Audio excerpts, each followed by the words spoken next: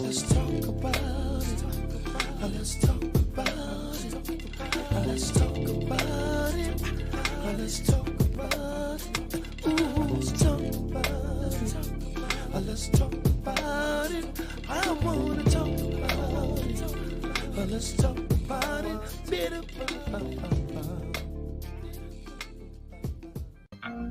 Corsicana,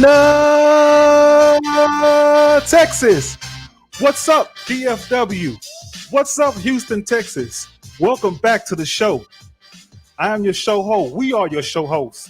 I go by the name of Mr. Know-It-All. We also have our guy at the bottom, gentleman Jamal. At the far top corner, we also have Bougie, Weirdo, B-Dub. And joining us later on the show, we have Educated Queen EQ. Give it up for everybody. We are the Burning Coals podcast, and here's where we have fire interviews. We do hot topics, burning questions, and serious conversations, and we also say what needs to be said. So, I want to say this, okay, fellas, before we get started, there was a tragic incident that happened in Houston, Texas today with a hip hop rapper with the group called Migos. The brother's name is Takeoff, and we want to say, send our thoughts and prayers and our condolences to the incident that happened in Houston. I believe it was at a bowling alley or somewhere in that location, that vicinity in Houston. So we want to say, give our prayers and thoughts to Takeoff and Amigos and the whole rap culture with the incident that transpired. I believe Takeoff was 28 years old, if I'm not mistaken.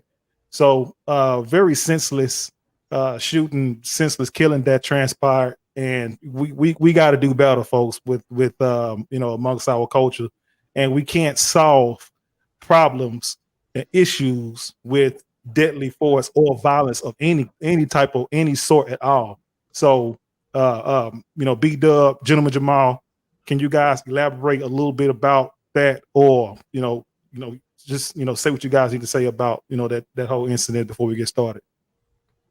Well, I'm just gonna say this, man. And I posted this earlier. I'm a little disappointed. I've been disappointed in my city lately because Houston has been having some trouble the last couple of years with incidents like this, and most of the time you don't hear about it because the victims unfortunately aren't famous rappers, so it doesn't go noticed. Also, too, because I don't have details. People saying stuff and whatever.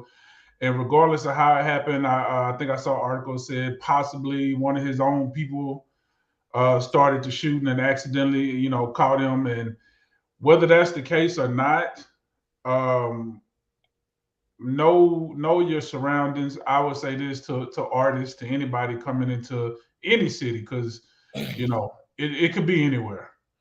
But Houston is particularly dangerous right now. So if you come into the city, man, you got a show or whatever you're doing, do your event and get on.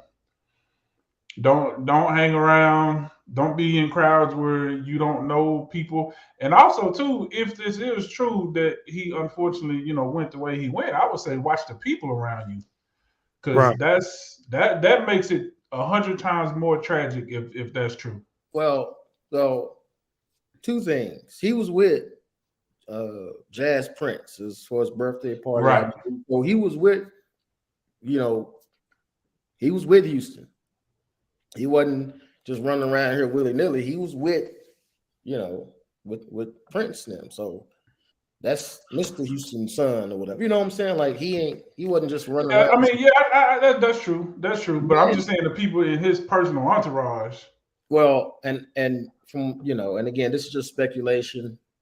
I don't know if it's true, but apparently the other brother was playing dice and the altercation happened, and the people in his entourage was trying to get at the people that was with the altercation. Of course, they wasn't trying to hit him. So it's just a tragic situation all the way around. Could be allegedly, we'll say that for purposes, but It's still tragic. What I will add to that is this is happening all too often. Like we talk about now, it seems like a weekly or bi-weekly or monthly basis, we losing another, rap artist or whatever to some kind of gun violence. And I think it's only like kind of socially accepted in Black culture, right? You don't hear pop artists getting killed, country artists getting killed, rock artists getting killed, whatever. It's only us. And I think that's tragic. It's sad. It needs to change, obviously, because I mean, it wasn't too long ago we was talking about, Can Be Rock, and the list goes on and on and on and on and on. So again, condolences to the family and to everybody that was affected by it. And it's just unfortunate. Right, absolutely. Very well said, gentlemen. Very well said. So our thoughts and prayers from the Burning Coals podcast to Migos and Takeoff and everybody that was involved in that thing. Our hearts and prayers and thoughts and concerns are definitely with you guys. And we pray that that God the Most High will give you guys healing and strength during this difficult time. That being said, you guys, so we want to just go ahead and put that out there and let you guys know how we feel about that. Other than that, go ahead. Real quick. I'm sorry, I didn't mean to cut you off, but we giving condolences, well-deserved condolences to these people. I want to send some thoughts out to one of my best friends who just lost his mother, somebody that I actually knew the impact in my life. So, shout out to TY and the fam and whatever, and prayers to you, my brother. Right. And that's the same with me as well. I know Terrence Wilder, I know T Wide and his brother Dante and all them. So yep, our thoughts and prayers and concerns are with you guys as well for your family, and we pray that God give you healing and strength, and you guys be able to get through this this incident that happened with your mother. That it get taken care of, and everything gets worked out. So thoughts and prayers with you guys as well. Before we get started, other than that, we're gonna go ahead and get started with the show. Before we start the show, if you guys want to comment in the comment section, make sure you can go to the comment section and put your comments there. We'll definitely read your comments and your questions. If you got questions you want to ask, you can put them there, and we'll if you want to decide to join the show and come on to the show, ask a question, say hello to everybody. We can definitely do that as well. So we just want to open those doors and make that possible for you guys to actually do that. And we will welcome you with open arms. If you come to the show, make sure you definitely be armed and ready, because we are ready for everything on this show. So we don't pull back no punches, no nothing like that at all. So we are definitely here with it. So that being said, we're gonna go ahead and let's talk about it.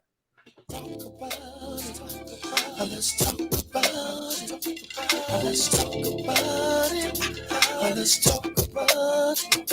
Ooh, let's talk about it. Let's talk about it. I wanna talk about it. Let's talk about it.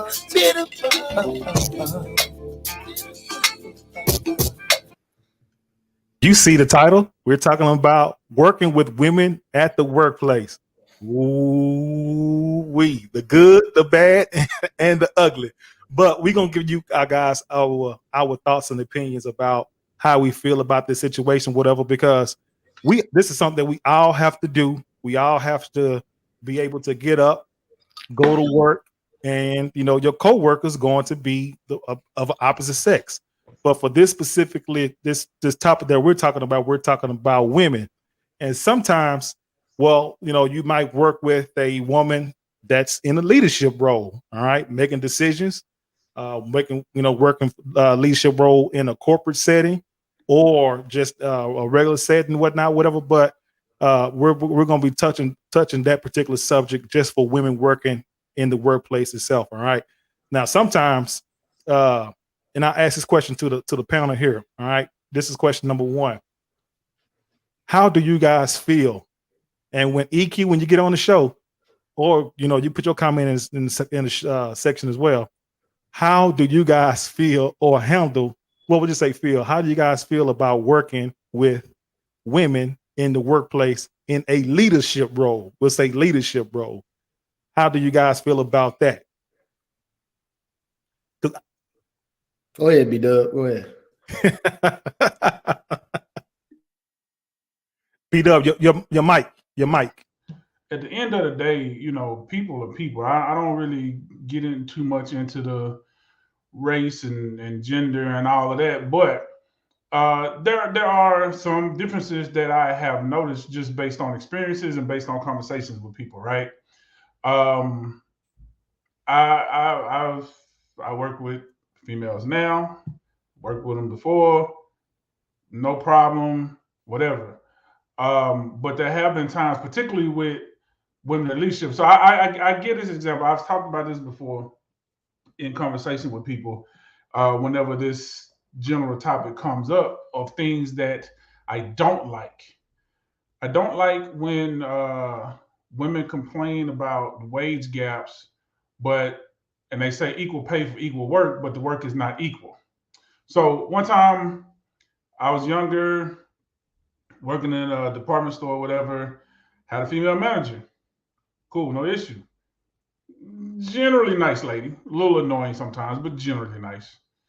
And you know, it would be little things like, hey, there's a customer needs this off the top shelf. Can you grab a ladder and get it down? And it's like, okay, why couldn't you do it? You know, that's like it's not really my job, you know, to do that. You're asking me to do it to service your customer, which, you know, my thought process would be, okay, cool, let's go ahead and dock this time, so when Friday come, you just give me part of your paycheck, since I'm gonna do all the work for you, and your paycheck bigger than mine, but you asking me to do all the manual labor that's not even in my job description. I'm a salesperson, not a labor person. So, you know, it's just little things like that. When the printer is out of paper, who got to go get the case of paper? Who got to go grab that 25-pound case of paper? A guy. So it's just little things like that that kind of is frustrating, because it's like we talk about equal pay for equal work, but is the work always equal? Now, if it's, yeah, sure, if it's equal and all that stuff, okay, cool. But if you're not willing to do everything that the job requires, and you need other people, particularly specifically a man, to come do that part for you, then it's not equal work. Right. But you know, I'm gonna tell you something, B-Dub. Here's the issue that I have. All right. And I'm gonna use my son, my oldest son. He started working his job. He's working for well, he's working for I believe it's Walmart. Walmart, okay. All right. Well, he works in the receiving area, docking area, basically unloading trucks, loading them and unloading trucks. All right. Now, we're talking about loading and unloading trucks in the summertime. You know, this Texas heat ain't no pushover, man. It is rough working inside those trucks. Well, he has a female supervisor that tell him and his crew, the people that work with her, she tells them that, you know, when these trucks come through, that they have to basically work like robots without no water break. And I'm saying to myself, geez, and the sad part about it was the supervisor that he was working with, she was a black female, you know, that was over that particular group's receiving, or, you know, receiving in and out or whatever. She's over that group. And I told my son, you know, to basically that he have to be able to, you know, if it's something that he'll disagree with or agree with, or whatnot, he has to learn how to speak up for himself. And there's ways of going about it when you have a supervisor. I don't care if it's a man or a female, but in this case, there was a female that, you know, they can't treat their employees or treat people they work with inhumane, because you can't tell someone to continue to work like a robot, like a dog, like that, without no water break or nothing like that, or whatever. Or if you got to use the restroom or take a water break, that you have to go and look all over the place to go and find this person for you to go and take care of your business. All right. So I have a problem with, and that's just any supervisor, just not a female, but any supervisor who tries to push their, you know, they're very heavy-handed And it's one of those type of mentalities like do as I say, not as I do. You know, I have a problem with people that's in a leadership position that have that kind of mindset when it comes to working at the job itself. And I'm gonna lay my plane right there, but there's a whole lot more I want to say about this topic as well. But go ahead, General Jamal. I don't have an issue at all with working with females. I think as long as you keep it professional, I think you have more problems when people try to mix business with pleasure than they do. I don't think gender has, obviously there are some things that physically, a man can do that a female can't do as well, as easily. But, so far as working with the female, that's no problem. Because it's the thing about going back to the example that you made, Mr. Know-It-All. I mean, you have guys that do that. You do, right? correct? You have guys that correct, and that's I said that. So I would never box all of anybody, indict them all or paint them with the same broad brush.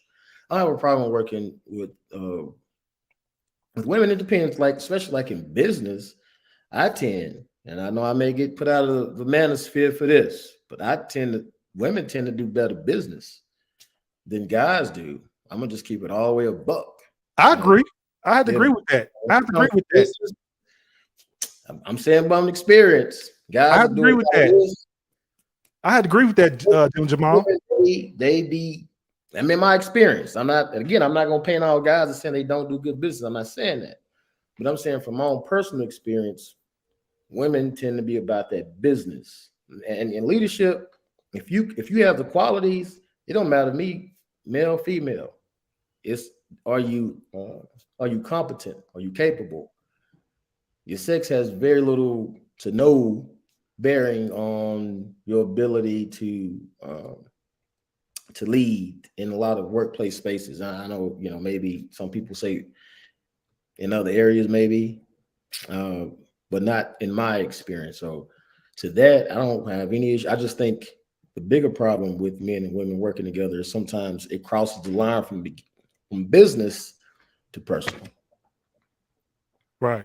But okay, go ahead, B-Dub. Go ahead. No, I was gonna say I think it depends because I agree for the most part. I say it like this. I think women do better good business and worse bad business, if that makes sense. It's like when they do it right, they are better. I would agree with that. I would say women do better business when they do it right. But when they do it wrong, they do it wrong. So go ahead. I'm sorry. B-Dub. So what's your question? So let me ask you this, B-Dub. So when you say they do it wrong, what would be a contributing factor for them to do it wrong? What contributes to that? What do you think contributes to what do you think contributes to a woman, making, doing bad business? Well, you know what? Actually, I think it's just inexperience. Because like we forget, you have to put it in perspective. It seems like a long time, but it's still been a relatively short time that women have been in the workplace, and an even shorter time of women being leaders in the workplace and not always understanding the rules of engagement and how to handle business a certain type of way. I don't think it's anything inherently wrong. I just think it's a lack of understanding sometimes of how to do business. But women do have a certain type of intellect that's, I wouldn't say better or worse, but just different. But when they take what's best about them and apply it to business the right way, it's amazing. But when you don't have that understanding, because women are vicious, and that's the thing too. Because going back to the example you used with your son, which again I agree with gentleman Jamal, men do that too. Especially working in the logistics business and warehousing, we have to be very careful, especially in those summer months of not overworking people, make sure they stay hydrated. I tell my guys every single morning, even during the fall and winter time when it's cool, stay hydrated. But women are trying to they're coming into a male dominated sphere, right? And you see men, and the perception is that men are lions, we're sharks, we're tough. So women feel like they have to be tough too. But like I said, women tough and men tough is two different things, because men still have a respect and an understanding. When women go there, they go there. And because they don't grow up with no sense of fear of, you know, conflict, because we're supposed to always give women a way and women, whatever. So they go all the way there. And I Right. think that's what ends up happening in a lot of situations. Because normally when you hear somebody complaining about having a female boss, it's along those lines of her just being overly mean or petty or, whatever. And I think, not to make excuses for those women, but I just think that sometimes it's because they don't understand the rules of engagement when it comes to business and how to be tough without being nasty, if that makes sense. Yeah, yeah. I'm gonna tell you something. Here's what I love. I love when a woman is in leadership position and she working with a lot of women, because I noticed, and this is just my experience with working with women, a lot of women, and you have a male in leadership. I've noticed that some women that work for that male, they know how to pull the tricks and pull on this guy's heartstrings, and they can butter him up, and he just let them have their way. But when a woman that's in leadership working with a lot of women, oh man, it gets rough, man. I've seen it with myself, and I seen the bickering and the complaining, and I'm saying to myself, no, you guys are just seem like you guys are just having an upset or issue with this woman leadership position, because she's not playing the games that you guys have been playing with the male that was in the leadership position. You see what I'm saying? So I've seen that with my own eyes. But I'm going to ask you guys this question there. This question here. How do you handle, or how do you work with a woman that feels like she has to overcompensate with being in a leadership position that's dominated with men? Because I've ran into that as well. An overcompensated woman who's in leadership position. So my quick answer is just be you. Do whatever you would do with a man who acted like that. Because this is a thing too. We have to remember, women are willfully putting themselves in those positions. A woman can easily, and this no, I'm not trying to be a caveman or nothing like that. It's just reality. Women can go out and find them a husband and be a homemaker and not have to deal with the workplace. That's just real. Men don't have that option. If you have testicles and a penis, you do not have that option, unless you Stedman. He the only one. He the only one that broke the rules. But women do have that option of whether they want to work or not work. So if you choose to go in that space, weirdos do not reflect those. The Burning Coals podcast. no, but I mean that's just life though, man. We got to be real. If we want to get anywhere, we got to have honest conversation. Hey, listen, I know a lot of men, not me, because I'm not built that way, but I know a lot of men that wish they could just, go find them a woman and just cake at the house and take care of the kids and do all that stuff. Yeah. But women do have the option, and if they choose that option to go into the workplace, okay, that's cool, no problem. But you can't come in and think that the whole entire world of work is going to acquiesce to what you want. You have to come in and be a part of that world, which I said this before on the podcast. I think that's why a lot of women are angry or perceived to be angry, because I think they stressed out. They finding out what it's like to be a man, and it ain't as cool as they thought it was. The grass really wasn't green on the other side. Right. But again, they're choosing to put themselves in those situations, which is perfectly fine. I said again, that's okay. Not against women working, not against none of that. But you just have to understand what come with it. Right. And you know what, B-Dub, and you know, I choose to deal with a woman that overcompensate. I'm just like you. It does not intimidate me not one bit. I don't care if you are at the top of the creme de la creme or at the bottom. I still treat everybody the same accordingly. It doesn't matter to me at all. All right. Matter of fact, I treat them just like I would treat alpha male or beta male. You know what I mean? I treat them all accordingly. All right. And I just feel that you know, when you have that kind of mentality like that, that's not a lot of confusion on my end. You know, when I know for a fact that, you know, that's how I choose to, you know, handle you know, each particular, you know, a male and a female or whatever. So it doesn't bother me not one bit at all. And like I said, I just know how to conduct myself and know how to be able to do my job accordingly and the best of my ability. And if we have to have a discussion, I know how to do that as well. So it doesn't bother me not at all. Jim Jamal, go ahead, my guy. What I'm gonna say is the biggest question is, can you do the job? Can you perform the job? Right? It's not whether you can perform at the same level as anybody else, because even a guy like, okay, I can do my job. There are people who can't do it as well, but there are people who do it better, right? Whether you male or female, right? Ultimately, can you do the job? Whatever that role is, can you perform it? Can you execute? It doesn't matter to me what sex you are.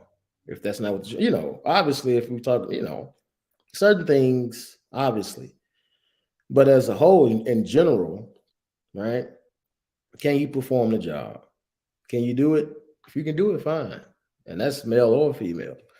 Because there's nothing worse to me, especially talking about leadership. I mean, let's be honest. We've been under way, going back to women are just new to the leadership or workplace, but the issue is we've been under very poor male leadership than female leadership in comparison to the time that women have been allowed to be in a leadership role. So if we all can be honest, I mean, how many women have you been under poor leadership versus male? Right. Probably been under poor male leadership longer than you have, because you probably haven't been under that many, right? So right. Yeah, we on the poor leadership now. You want to call a spade? We on the poor leadership now. Let's go ahead and give Chucks and Pearls a shot and see what she can do. Hey, I was gonna say, but to be fair though, his number 2 is a female. Right. Yeah. She ain't nowhere to be seen. Right. Yeah. Well, let's see what she can do, because number 1 ain't getting it. He ain't getting it. She, in her case, she ain't gonna be number 1. I don't think that Jim Jamal. I don't think that the people would vote her to be number 1. To be honest with you, no. She won't. In my opinion, my own personal, like you said, in my opinion, she won't never be number 1. I think if she hadn't, I do believe that she probably had opportunity, because I think the number 1 guy is not.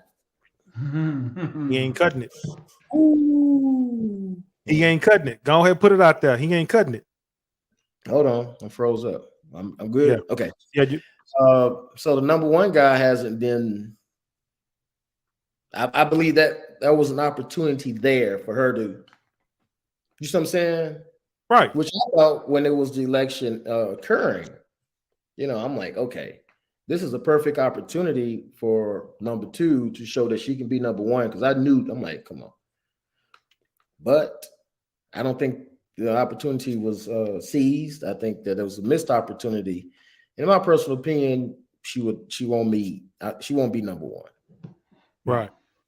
Well, look. Well, here. Okay, I want to change this. I want to change the. Not to get too far off, but I'm talking. Right. I want to change the conversation a little bit. We still talking about the women in the workplace. But I want to talk about the rules in the workplace. How the rules, the goalpost is being moved when it comes to men and women in the workplace, as far as like if there's disciplinary action that need to be taking place inside the workplace. I've seen it to where, you know, it's more lenient towards women than it is men. And I'm giving you an example of that.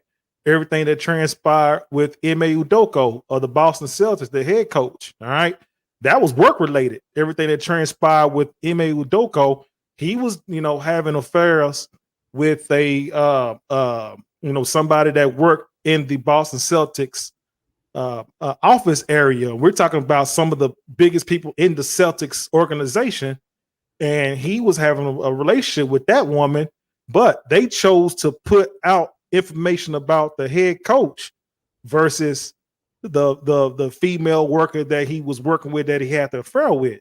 So my question to you guys is, you know, how do you guys feel about the treatment of it being fair and unfair? Is it fair or unfair in the corporate world or in the workplace setting when it comes to disciplinary actions? How do you guys feel about that? I think it's a slippery slope. I think the example you gave is a great example to your point. However, we also have to consider too how many times women have been put in difficult situations at work, and you know the boys' club have taken up for the men, and you know, he didn't mean it the way you think he meant it. Oh, it's not that, and you know, if she get a little bit too loud, suddenly she's in the unemployment line. But I do agree. I think there's a changing tide, which I've said that about other things too. I think a lot of things in the workforce, as women continue to come into the workforce, and things are changing, and rules are being changed, and people keep electing Democrats. You know, excuse me, my bad. But I think the tide is changing, so I think we're going to start seeing a whole lot more Ime Udoka situations, as opposed to the other way around. But yeah, I mean, I agree. I agree. I think you're absolutely right. But at the same time, I think it's still probably more so in the other direction of women catching the short end of the stick on that deal.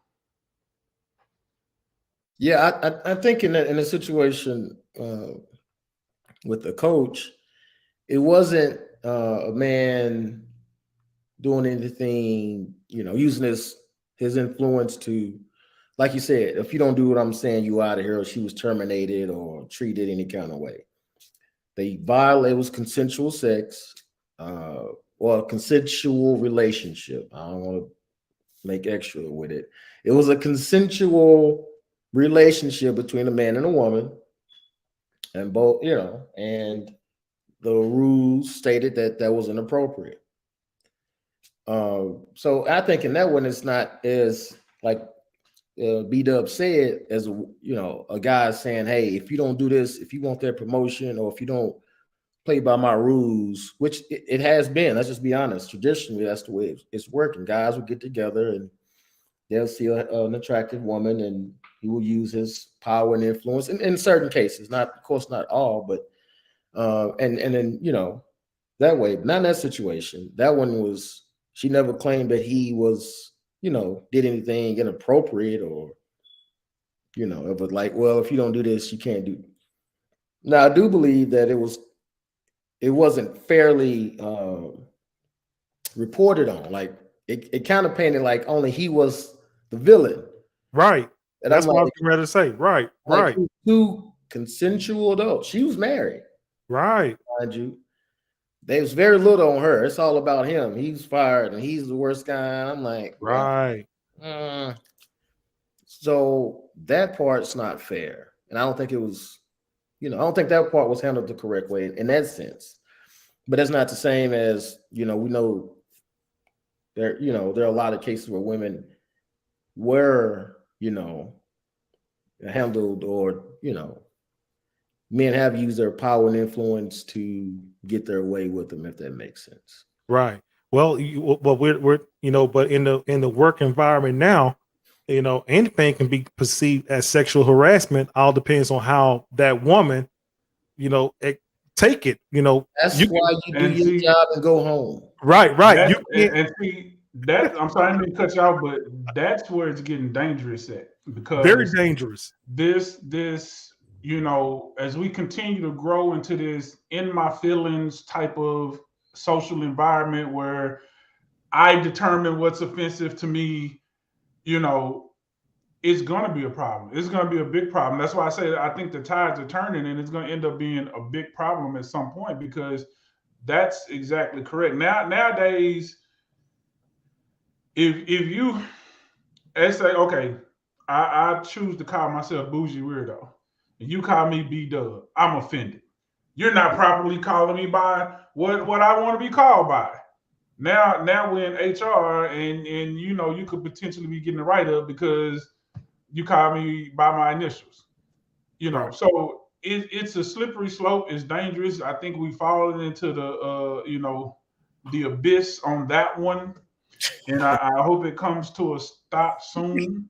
Because we got to look at stuff realistically. Sometimes your feelings are right, and sometimes your feelings are wrong, because perspective and context is everything. Right. Well, I was told by a very, very wise individual that if a woman like you is in the workplace and you give her a compliment, it's, you know, she gets flattered by it. But if you're a creep, it turns to sexual harassment. So, so you got to keep your, you know, your thoughts and your opinions. I don't care if a woman do look nice or she does smell good or whatever. You better keep that to yourself, because you cannot be vocal about it, because if they feel some kind of way about you, they could definitely be written up and sent to HR. And next thing you know, they have you in the office talking with them. So you got to be careful and mindful of that. But here's the thing, but you don't really hear men in the work environment complain about sexual harassment, because, just like men do women is, and say, give them compliments.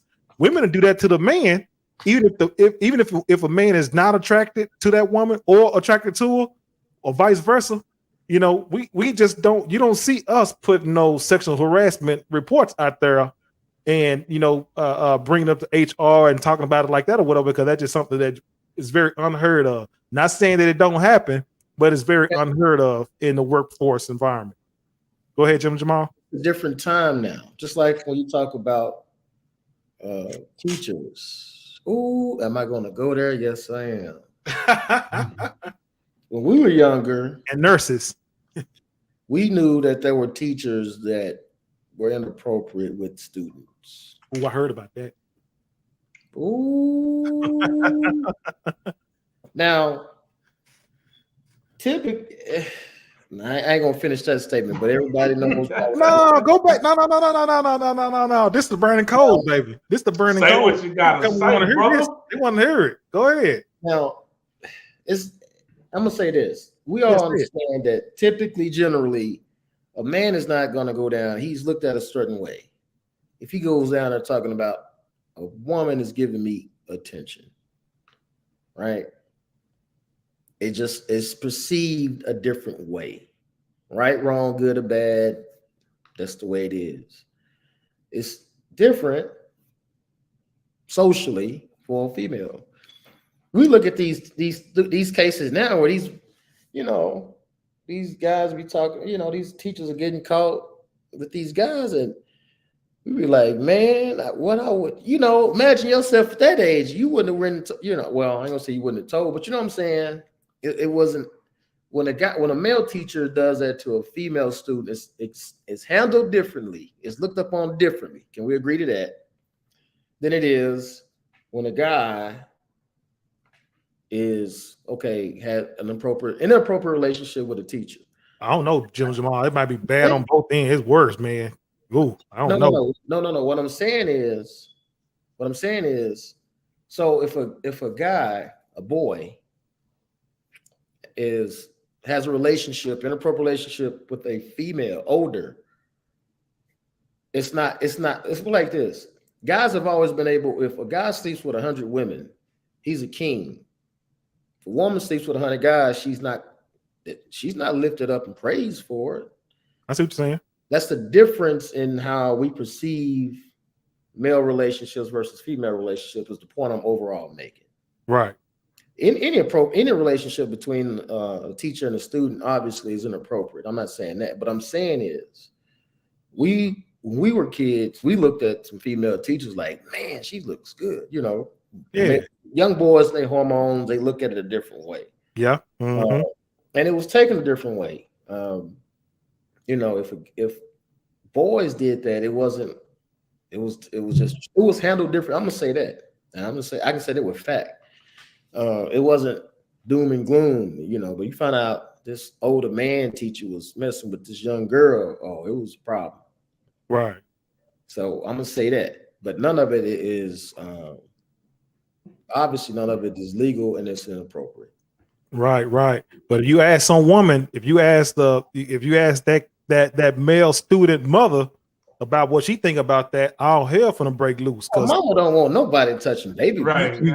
Right. Ain't no woman, girls are old good enough for her son. Yeah, mama ain't finna hear that at all, man. Mama finna daddy gonna do? Come on. Said, daddy, daddy gonna go down there or whatever, but daddy mentality is almost like, hey, high five, son. Yeah. Right. Wait. A dad to a son, a dad to a daughter, he wants his head. He want him. I want him. Yep. I want him. Yep. I want everything. That's the point I'm making. Right. It's like that. Yeah. I agree. When you find out your son, men, you come home, you find your son in the bed with two women. Now, take the same scenario. Men, you come home, you find your daughter in the bed with two men. Your reaction is going to be totally different. Yeah, I said it.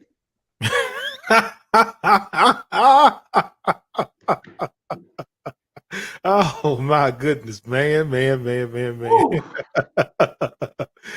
I don't know. Go ahead. I think they all gonna die. I think my daughter she's gonna have to be out of there too. It's gonna be a problem. Either way you look at it, it's gonna be a problem because that ain't gonna set right with no parent at all. It ain't gonna set right. I see exactly what you're saying. Problem. Yeah. I've asked like women the same question.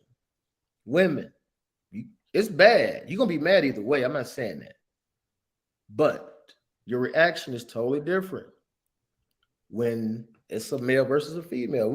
This is the problem. We run from these things. You're never going to get to a solution because it's like taboo. But am I lying?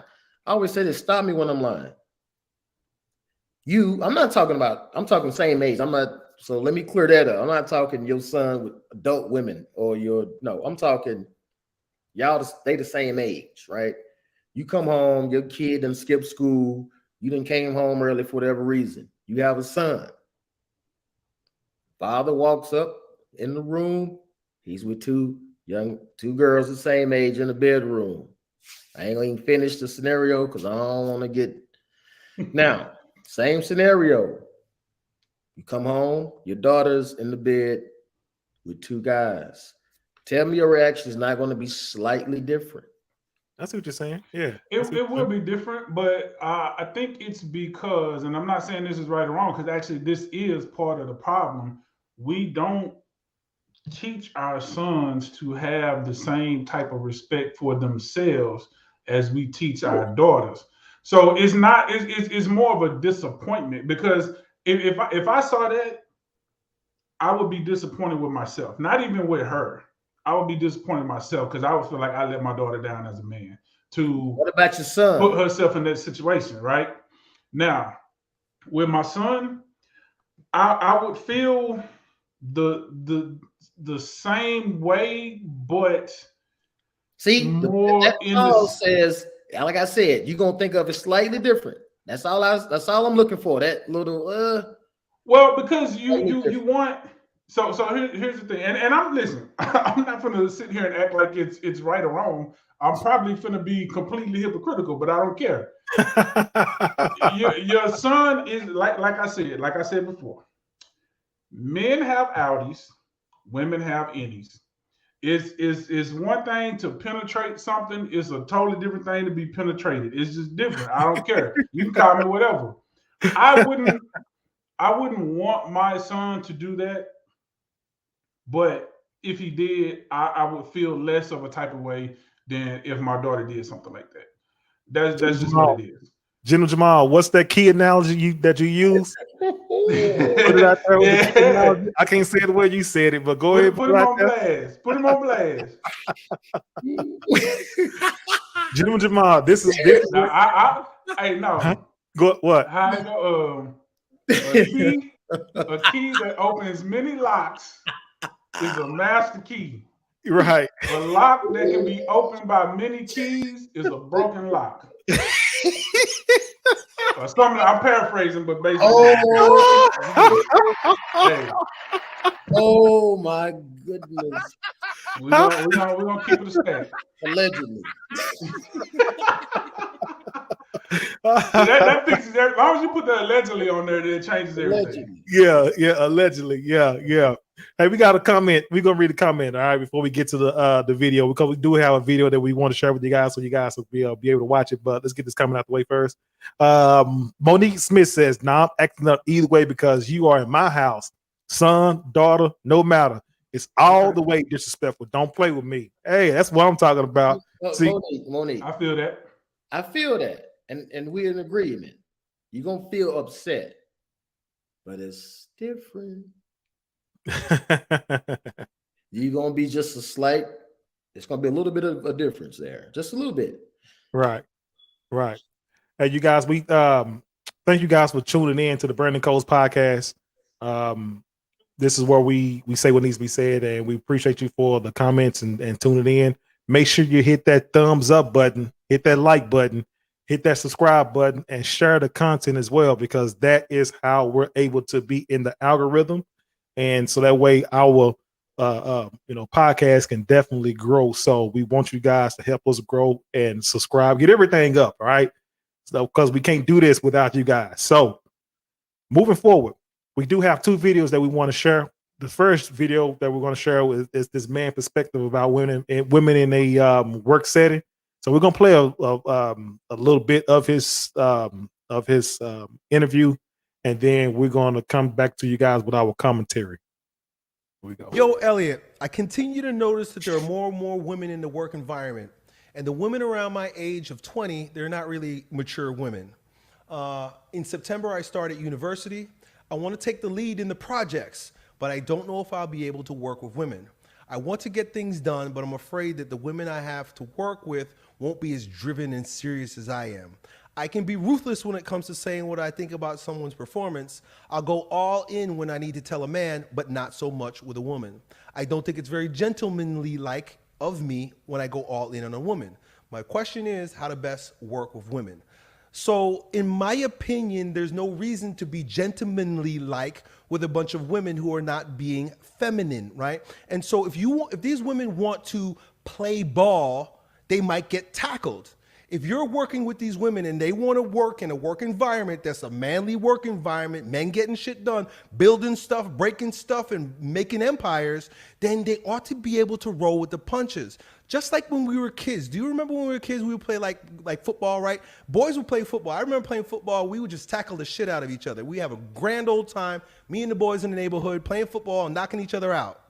But then come along the girl, right? And the girl is cute, so you make accommodations for her. She's cute. Oh, she wants to play with us, but nobody's going to tackle the girl like they tackle the boys. You're going to hold back just a little bit. Oh, it's a girl. And then you know what? You got this one kid that was just like, he's so based that when the girl gets the ball, he just bang, knocks the shit out of her, right? And then she wants to start crying, and the other boys call him a tyrant. Well, that's okay when you guys are kids, but when we like working in the real world, when the bottom line is at hand and men belong in the workplace and women have invaded, they're gonna get treated like men, right? You wanna be here with the big boys? You wanna do the things that the boys are doing? You wanna hang with the men? Well, you're gonna get treated like a man.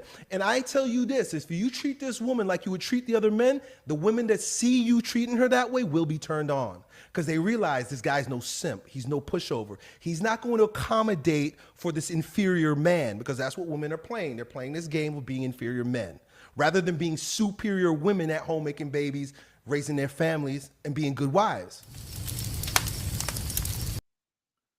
Wow. So the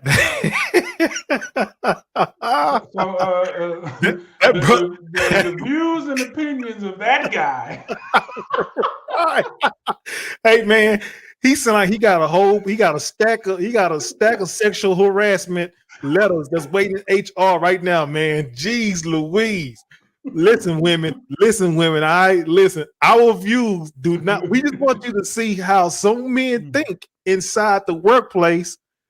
Because that guy seems a bit aggressive, right? He seems very aggressive. He's That man very talking about aggressive. tackling women. He don't give a damn if you put on pads or not. You a woman coming to the workplace. He gonna treat you just boom. That's yeah. He even make it happen. Now, but listen. So Yeah, okay. So now there is a tiny bit of validity to what he's saying. I don't agree with the right. mentality and attitude of how he presented it, but he is right to a certain degree. Going back to what I said earlier, like women are coming into this space, and rightfully so. They have the right to.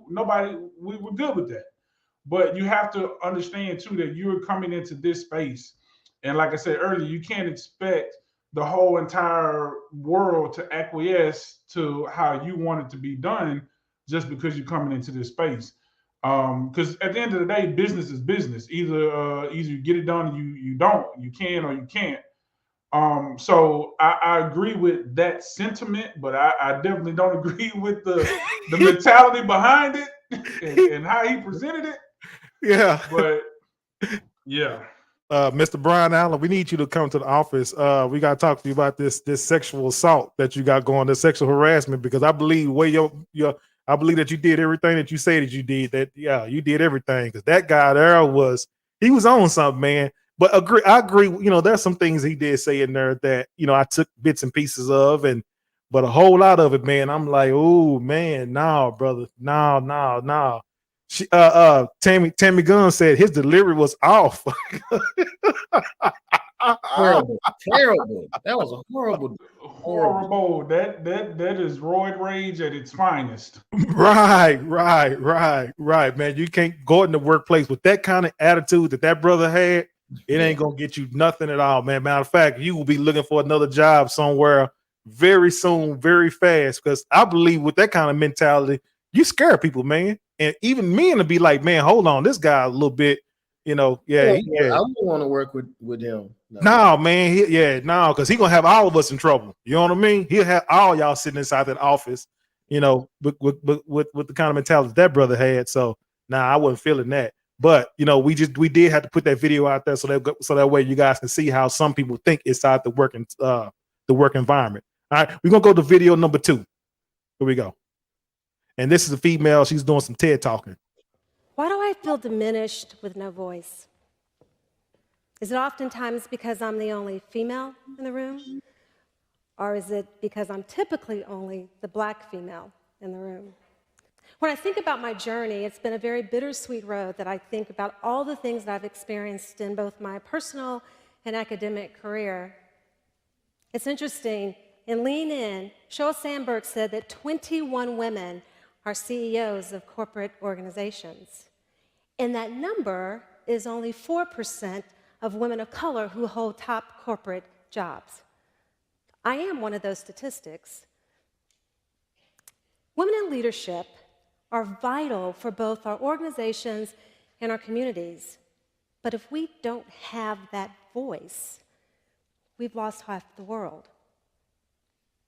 Dualism is shifting is when women of color have to look at being in two cultures and have to shift between the two to make others feel comfortable. What happens in that particular environment is that you either feel isolated or diminished. So in my experience, I decided to go back and get my doctorate. And when I did that, it's interesting, those that I thought that would support me and help me in that journey told me that I either wouldn't graduate or that I wasn't committed to the program. At the time, I was a single Black mother with 2 sons. So guess what? I didn't have a choice. I had to persevere. I had to show up every single day and show that, yes, this matters. In Lean In, again, it's stated between 1978 and 2006, households will be led by women, and the proportionate number would be much higher, from 1 to 10 to 1 to 5, and the proportionate number would be much higher in Black families and Hispanic families. And again, I had to make a choice. I had to make sure that I persevered, and it was so important for me to thrive. In that experience, although there were situations where I didn't feel supported, but I had one professor who told me, you have a voice, you can write, you've got to stay with it. And I did graduate with my doctorate. And in my doctorate studies, my actual dissertation is Courage on Fire, Women, Black Women Who Survived Corporate America. And the funny story around that is that they went back and forth and said, oh, we need to talk about success, but it wasn't about success. It was actually about survival. In my study, the research also stated that between 1992 and 2012, the workforce of Black women would raise by 46%. And that is a number way too large for us to ignore. And for it to only be 4% that is actually being represented. So we have a sister, that sister that was doing the TED Talk. She was talking about her experience with being in a corporate position, being in a leadership role. She was talking about surviving that leadership role and responsibility that she have working inside of corporate America. And she was sent out on a mission to not only be at the top, but also maintain her position, maintain her, trying to balance her work life and her work life and her home life as well, because she was trying to basically survive the work environment in corporate America. So just from me getting that information from that sister, she definitely, I give her a round of applause for that, for her to be able to, reach the pinnacle of whatever it is that she's. What a round of applause then. Where is that? There you go. I give that sister a round of applause. Let me give her another one, because for her to actually, be in a corporate setting like that, corporate America, and for her to say that, hey, I'm here at the top, but there's only a certain percentage of people that's here at the top. And with her being Black, that says a whole lot, about that woman's accomplishments. And for her to have that discussion, that dialogue with, her experience, and wanting to be able to be driven to tell people, her story, and to have more people, Black women in corporate America, to be in a leadership position. So, hands up, my hat's off to that woman, that sister there. That's what I got from just listening to that video that she just did. Go ahead, Jim Jamal. No, go ahead, B-Dub. Go ahead. I'm trying to decide, if I want to get canceled or not. Just speak, B-Dub. Just speak from your heart, sir. No, but for real though, definitely 100%. She did the work. She did the work. She put herself. Nobody gave her nothing. She put herself where she's at, and she should be commended for that. And she deserves a round of applause for that. However, again, we have to look at it right versus reality. I say this all the time. It's about right versus reality. Okay, what's right? What's right is that there would be a lot more diversity in corporate America, in all of them, in jobs period. There should be more diversity, especially in corporate America. We can all probably agree to that, I'm sure. However, the reality is we keep saying it's a male dominated field. Well, that's kind of misleading, because it's not so much that it's male dominated because of the patriarchy and men just came and took over. No, men did all the jobs, right? At a certain point, and women raised the kids. That was the deal. I take her. I risk my life. I put my life on the line. I'm the one that's gonna die early of stress and heart disease and all that. So you and the kids can be at home and chill and be good, whatever. Okay, cool. There came a point where women decided, hey, you know what? We could do that too. Rightfully so. Can women do a lot of these jobs men do? Absolutely, 100%. But again, I say it again, when you come into a space, you can't come in and expect everybody to suddenly change and acquiesce to you. So the fact that there's only 4% of black women represented in high corporate jobs, to me, I mean, it's kind of, it is what it is. Like, because so what's the solution? This is my question. What's the solution? So do we go and fire half of the male leaders in corporate America and give those jobs to women? Because then you have to consider this. What happens to all of those women who are at home taking care of their kids being supported by their man? Now he just lost his job because they want to give his job to a woman. You get what I'm saying? Like it's a tough situation, I know, but it's you have to fight just like men fight. Men fight for those positions. Nothing's given to nobody. Just because you see a man at the top, there's 1,000 men that wanted to be at the top. He beat them. He won. So are we or it was given to him, shaming him? or it was given to him. How? How? Hey, well, because sometimes it's one of those type of positions that, let's say for instance, maybe I'm I own the company. All right. I got a son that's coming up. You've seen situations all the time where you're supposed to. you give. I'm working right now to build something. I want to neputize my kids, my nieces, my nephews. Right. So that's just the game. Yeah. Right. That's what I'm going with it. Yeah. Sometimes, some people just get to the top because they will, they were given the opportunity to get to the top because maybe they know somebody, or maybe it might be their family members or whatever that gave it to them. It rolls like that sometimes. You can't count that. If it's my business, I'm leaving my business to my family. I agree. We're talking about. So let's exclude that because that's a given. We're talking about people who have fought for corporate positions that aren't the CEO's son or daughter or whatever. Okay. It's dog eat dog. Every man, every person for themselves. Let me throw a flag. No, go ahead. Throw your flag. Throw a flag on it. Flag on the play. Not really a flag, because I mean what he's saying is correct.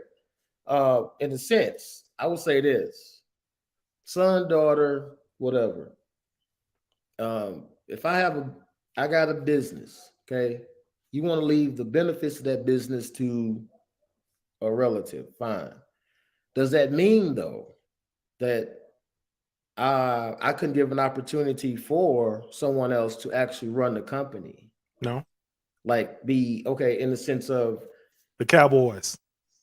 Right. So Jerry, listen, that's gonna stay in the Jones family. That doesn't mean going nowhere. I was about to say that's a bad example. No. It ain't going nowhere. No, it ain't going nowhere. No, what sir. I'm saying is, let's say the GM could be. I've always disagreed that Jerry Jones should be the owner, and he's probably the only owner and GM in the league. So in that opportunity, because we can take that, like you said, B-Dub, as a bad example to make it a good one, because his family would still benefit if he had another GM, right? You can have a GM that's whoever, somebody that's not named Jones last name, and still your family still reaps the benefit. So if I own, I'm over Amazon, I'm Bezos, you can still have a CEO and your kids still are benefiting from how competent that the person that you lead runs that company. You can give somebody else an opportunity if they're competent. I'm saying higher competency. No, you're not going to get nothing from me just because you got the same blood as me. Forget that. Right. Because in business, it's business. And the only thing that matters in business are these. If you ain't got that, if you can't get me that, I don't care. But again, we talking about you gonna run my stuff that I built into the ground, and you just know, well, I got your last. I don't give a crap. Y'all know my saying about them kids, F them. Right. No, okay, but listen, I hear what you're saying. And I don't disagree with what you're saying. But again, we're talking about right versus reality. Now, if it's a and I say that, with Whoever gonna give the me the money, if it's a female, if she the best I can hire with the money that I can offer, I'm gonna hire her. I don't care what you got between you. Who can do the job? And in business, who gonna give me the most money? Who gonna give me the best opportunity for success? That's all I care about. I don't care agreed. male or female. I'm with Agreed. you. Listen, I'm with you. I'm I'm not with you. disagreeing with you, but but the reality is, because a lot of times in those situations, not all the time, but those are, most of the time when succession, like look at, okay, I use your example for the Cowboys, right? Stephen Jones has been in the organization. He knows the business. Like you groom your kids to take over the business. So they've had their whole entire lives to learn the business, so they're generally going to be the best person for the job. But if they're not, I agree 100%. You want the best person to do the job, because at the end of the day, they still own the company. They still going to reap the benefits. That would be right, but that's not reality. We have to deal with reality. That's just like a person. We see people do it all the time. People, they'll see a car coming, see that car coming, about to run this stop sign, and they'll pull out anyway and get hit and be like, well, I had the right of way. Okay, you had the right of way, but you saw that fool was not stopping. Like, that's the reality of the situation. You saw that they wasn't stopping. You should have waited. But no, but you had to be right. And now you got to go through Geico and got to go through all this whole process of getting your car fixed or whatever. So I agree with what you're saying, and I think you're correct, but I just think that's not reality. I wish we can all get on code. I wish we can all get on code as black men and women. We have a family business going on, and you might have your son and your grandchildren. And okay, you go be an accountant. All right, so that way you can help run the business. All right, you go get this degree, you go get that, you go get these certificates or whatever, and keep the family business rocking and rolling. But we don't do that. This person want to do the same thing you doing, running a same identical business. All right, you want to do that. This person here wants to go and maybe be something totally different. I want to be a veterinarian. We don't do that. We just don't do it. It don't work like that in our community for some reason. And I envy people that know how to that knows how to start something, and they build an empire, and it rolls down and trickles down to their family. They've been having it for hundreds of years. But you know why? Years. You know why? And they grow them. They know how to get up on. They all know how to work together and get up under the same. They know how to stick the code with that. Well, yeah, I mean, but this is a different topic for a different day. But that's correct, because correct. we only look for the flash. So we only push our kids toward flash, entertainer, athlete, stuff like that, where it's flashy. We don't think about those jobs that are actually very important, also that are very lucrative and are very transferable. See, this we talking about wealth. Those are jobs that are transferable, because I can become a dentist and I can open up a dentistry. I can pass it on to my kids. If I go to the NFL, I can't pass it on to my kids. Like, ain't no guarantee that I can't just say, all right, Texans, I'm retiring, go pick up my son. He might not be good enough. Right. But a dentistry, a clinic, Texas ain't good enough. So a lot.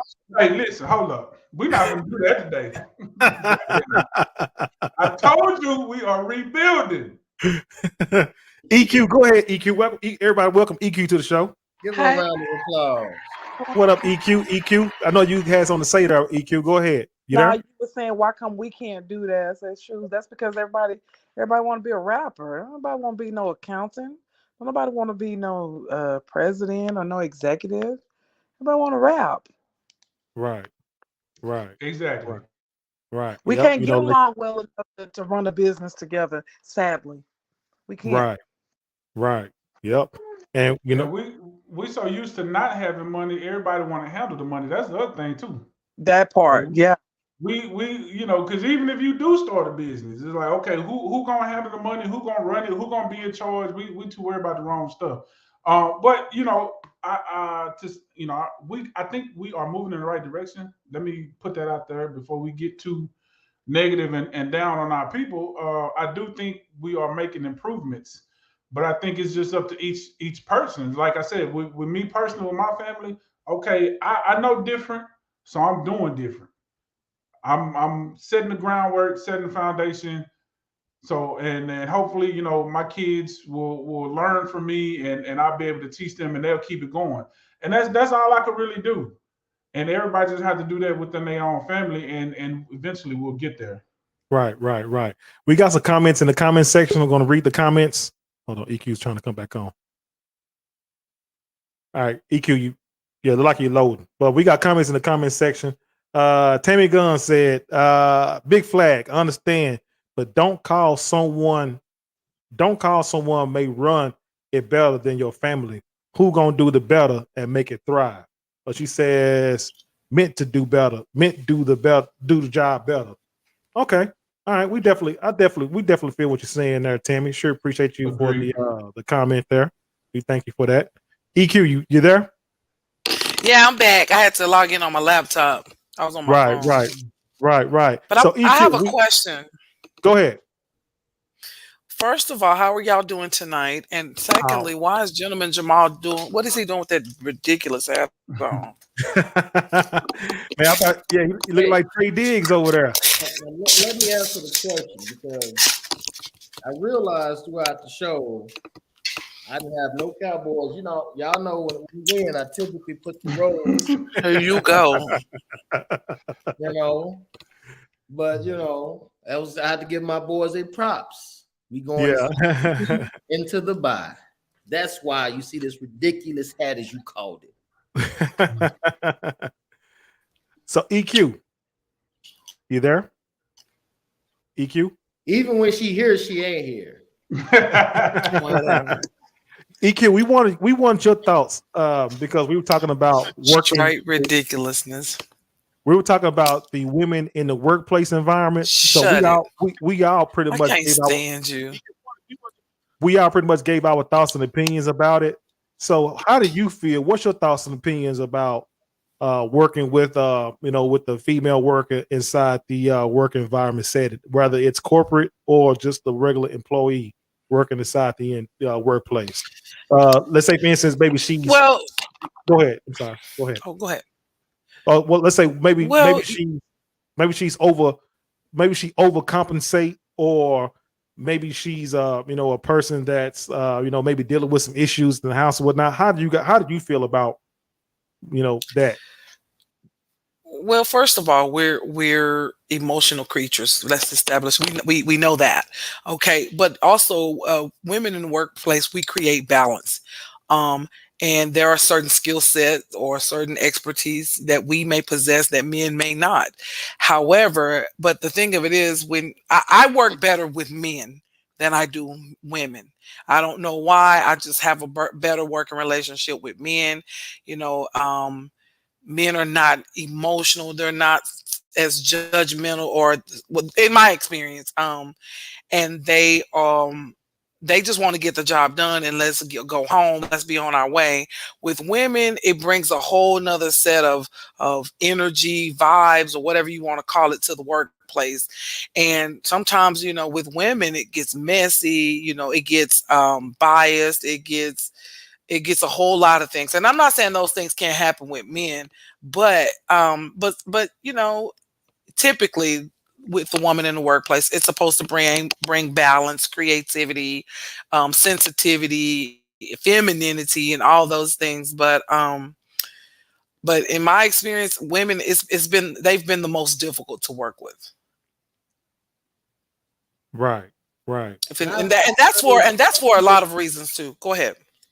I've heard that's not the first time I've heard a female say that about working with other females, by the way. I've heard that. Now, I would never say that because that's not my relationship to say that, but I've heard that before. Yeah. Well, it does. You have that. I guess you have that competitive rivalry. You have jealousy. You have envy. hey, at the end of the day, it's enough money for all of us to make. It's if it's room for all of us to grow, then let's do just that. But with that, it comes. It has been, in my experience, it has gotten to the point to where sisters are conniving, they're two-faced, they're liars, they're envious, they're jealous, they're haters. I mean, all of the adjectives to describe it. And I'll say that with 10 toes down, and I bars none. And I'm just gonna say it. It's us.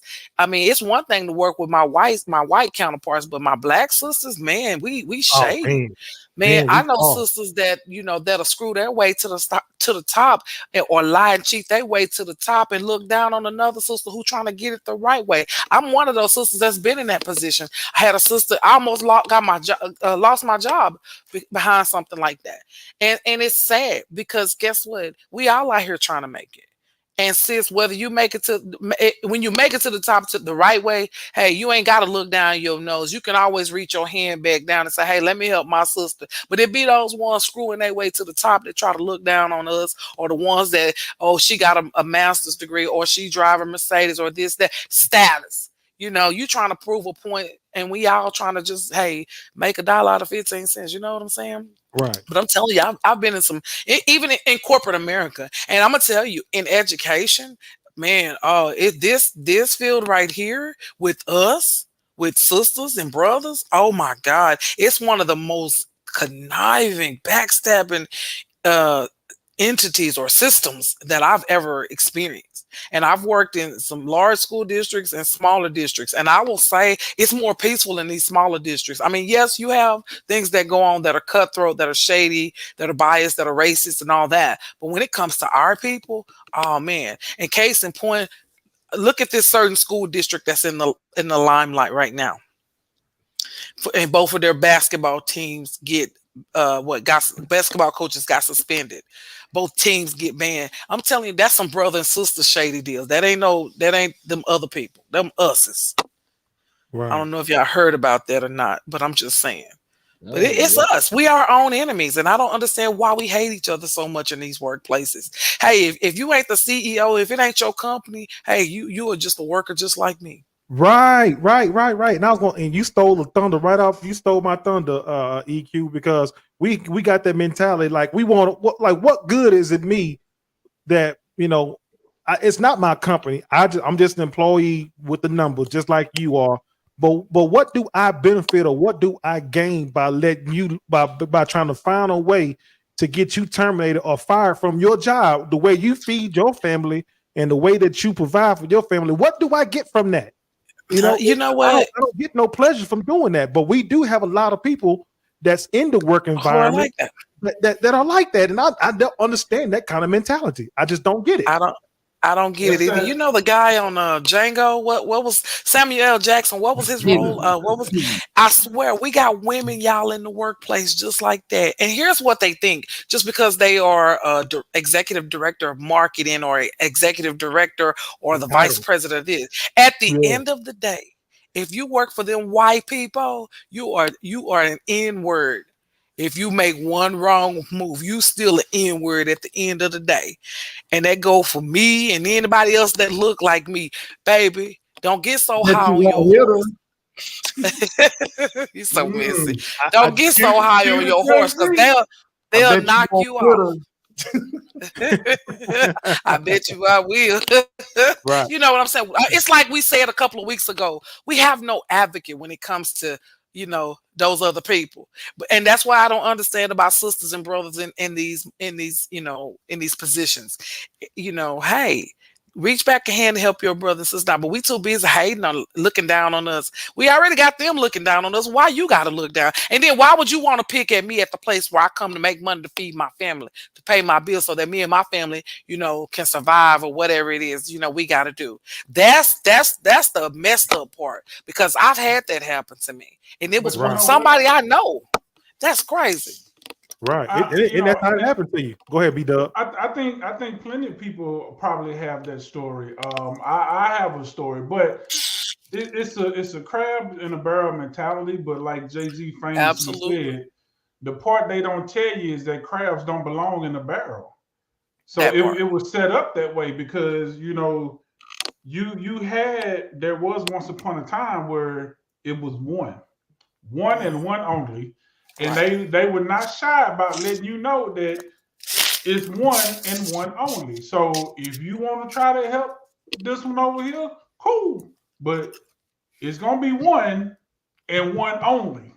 So as you said, you trying to feed your family. So I'm looking at you and like, I want to help you, my brother, but they only gonna allow one. Now, the thing about it is, this is where conditioning and mind control comes into play. Do we still live in that time? No, we don't. But we still operate under that mindset. We still think that way. That I gotta protect mine at all costs. I'm sorry, it's nothing against you, but is my either I eat steak or you eat steak, and I like steak. So Right. But it don't have to. But Go ahead. it don't have to be that way. We don't live in that time anymore. There's so many opportunities within and this is the other thing too. Like we get so caught up. I think black people, we get too caught up in race. And I don't understand it because I was never, I guess I have a different perspective because I wasn't really brought up heavily on race and black and white or whatever. So I just kind of see people as Hello, people. my baby. Hello, my darling. Hello, my red. but what I'm saying is we get so caught up on it that we think that if you strive and do well in a white company, you're a sellout. But it's like at the end of the day, you're a black person who's making money and taking care of your black family. So Right.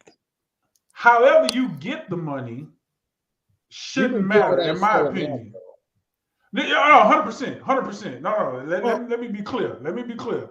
Because there's a difference between just doing what you do. And I think earlier, back in the beginning of the podcast, Mr. Noda, I think you said something about dealing, how to deal with that. Or no, it was on the video. The chick was talking about living that kind of double life and dealing with other cultures. See, I don't prescribe to that because I'm me.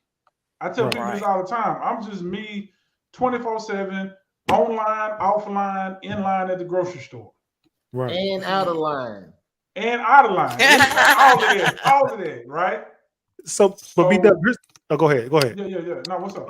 What I was gonna say was, see, I don't have no problem with us getting to we're making our way up, and we do what we need to do to get up there and take care of our families and so on and so forth or whatever.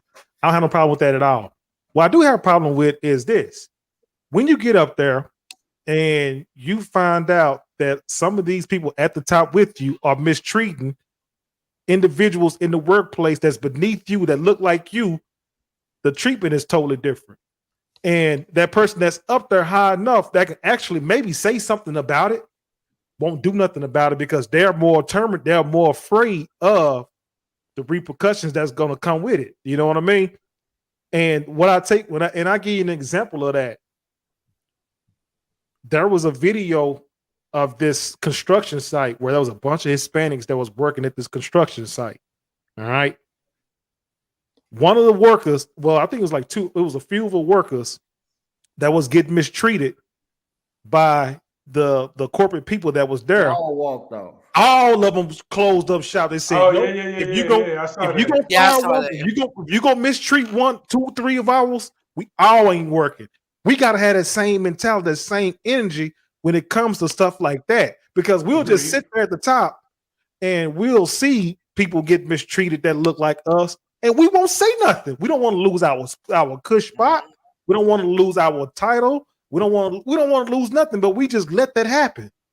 That's that's what I have a problem with, because that goes back to the Colin Kaepernick conversation we had some weeks ago, because the NFL, as we said many times, is 70 to 80% black. They could have did the exact same thing. Like, nah, this we're not doing this. Either you bring him back and give him an opportunity, or you lose all of us. But again, we're talking about right versus reality. The reality is we have so many opportunities now, but we don't realize it. We don't realize it. We still stuck in that crabs in the barrel mentality. And again, I go back to the Jay-Z quote, crabs don't belong in the barrel. So until we start looking at each other and say, okay, we don't belong here. We're not supposed to be in this situation. And then we can start standing on each other's backs like our ancestors did. We always talk about what our ancestors did, but we're not doing what they did. We're not standing on each other's shoulders and lifting each other up. We're pulling each other down unnecessarily. Right. I'll pull down my Cowboys. Because so you know what?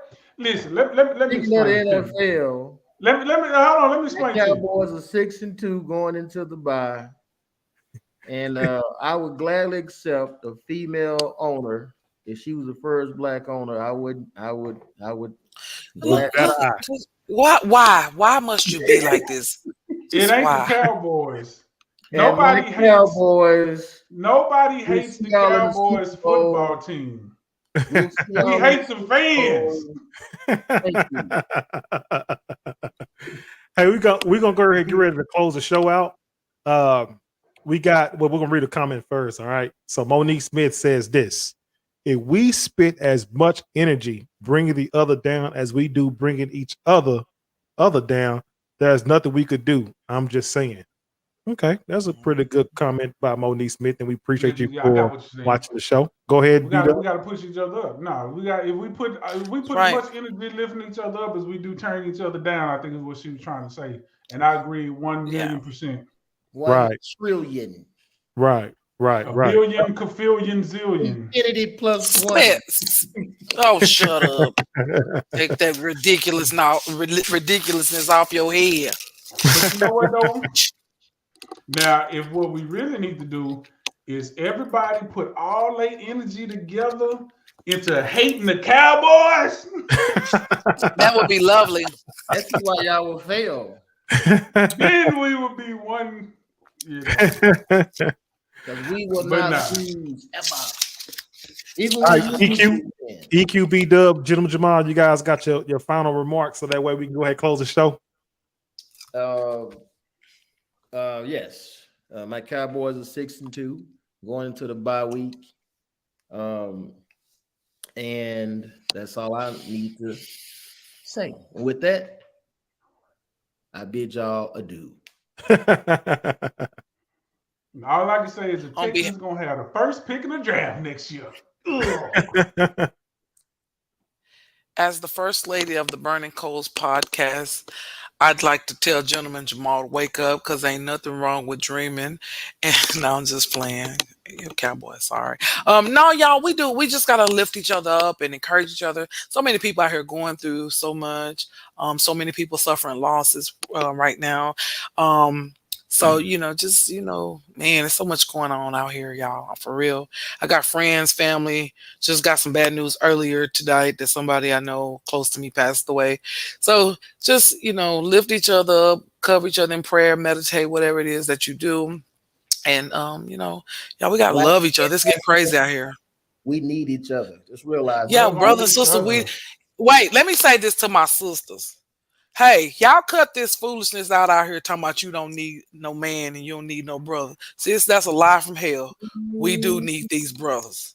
We need them for a lot of reasons. Stop letting society tell us that we are independent women. That is not the nature of our creation. That is not the purpose of our being. The purpose of our being is to be with these men and to procreate, and so that we can raise families and do our thing. Stop this lying talking about, well, if that's the case, if you didn't need a man, why you got 4, 5, 6 kids? Cut that out, sis. Y'all stop lying to yourselves, telling y'all daughters they don't tell you. That's the psyche. That's how they get in your head to make you flip-flop to the other side. And I think y'all know what I'm talking about. Stop all that foolishness. All right, I'm done. Queen has spoken. And that is the Burning Coals giving you the bag moment. So that came from the first lady EQ. And what you gonna do since you got the bag now? So nevertheless, you guys, make sure you hit that subscribe button. Make sure you hit the notification bell. Make sure you hit that thumbs up to the Burning Coals podcast. I am Mr. Know-It-All. We have Bougie Weirdo, Educated Queen, and Gentleman Jamal. We are saying, see you next time on the Brandon Coast podcast, and look out for episode number 24 as we talk to you about the voting next Tuesday. You don't want to miss the show. You don't want to miss the show. Peace. Vote better, not Beto.